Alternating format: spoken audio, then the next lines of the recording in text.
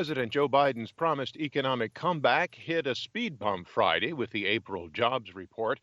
AP's Sagar Magani reports. Economists had predicted a job gain of nearly 1 million. Instead, employers added 266,000. Listening to commentators today, as I was getting dressed, you might think that we should be disappointed. President Biden says the nation's digging out from a deep hole of more than 20 million jobs lost to the pandemic. He's pointing to an average of 500,000 jobs created each month of his term. Our efforts are starting to work.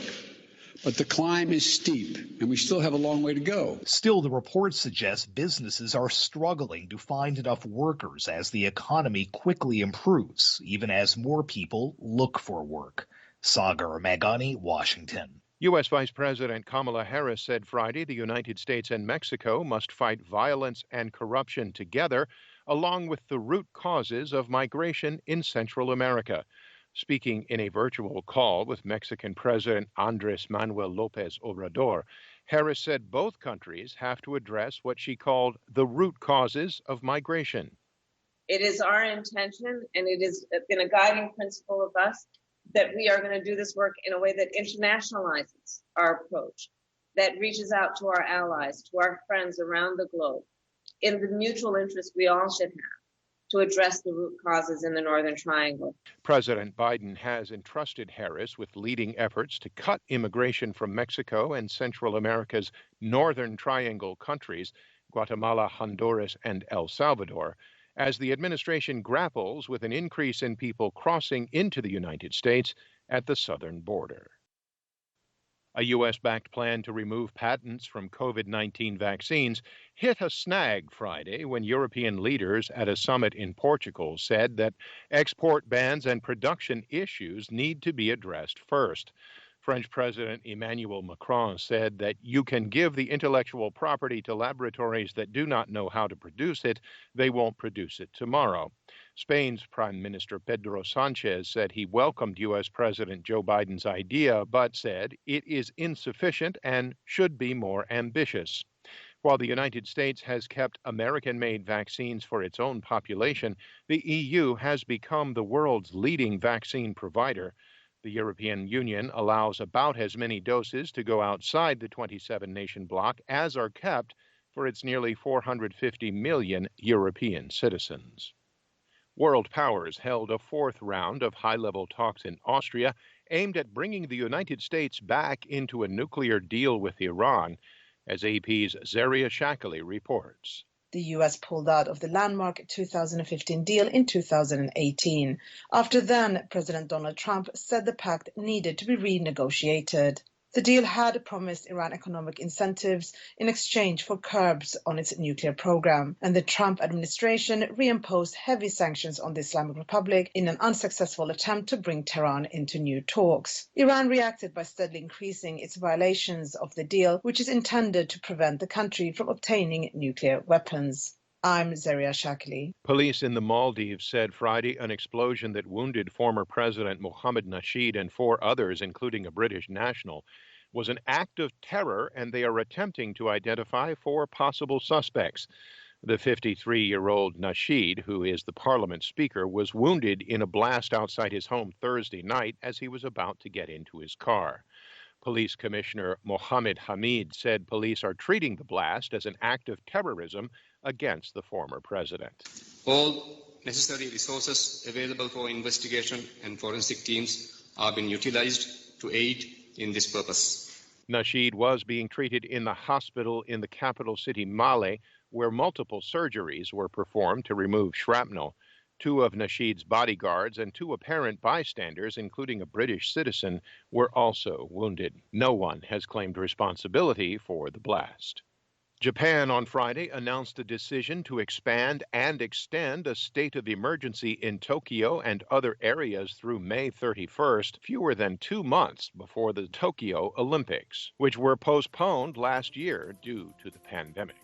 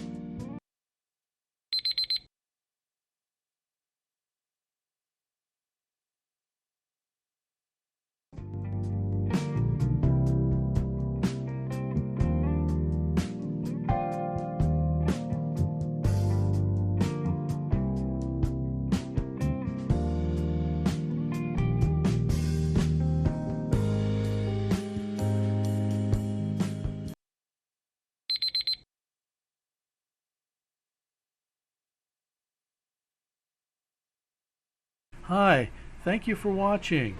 I hope the videos are useful for you.